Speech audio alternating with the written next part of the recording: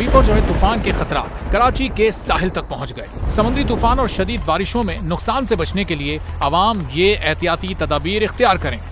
दफा 144 पर अमल करें और हरगिज साहिल का रुख न करें। साहिल समंदर के नशेबी इलाकों में रिहाइश पजीर अफराद फौरी तौर पर महफूज जगह पर मुंतकिल हो जाएं। दौरान बारिश और आंधी में गैर जरूरी बाहर निकलने से परहेज करें। तमाम जरूरी अद्वियात प्लास्टिक के बैग में अपने साथ रखें। बिजली के तार और खंभों से दूर रहें और उन्हें हरगिज ना छुएं, ये जानलेवा हो सकती हैं। गाड़ी चलाते हुए एहतियात करें और स्लो ड्राइविंग करें। गाड़ियों और मोटरसाइकिल को बिजली के खंभों के नीचे पार्क मत करें।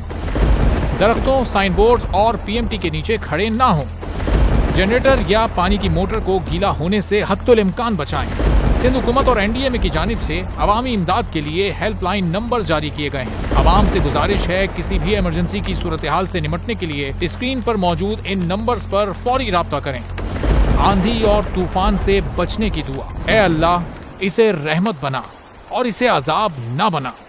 ए अल्लाह, इसे नफे वाली हवा बना और नुकसान वाली हवा ना बना।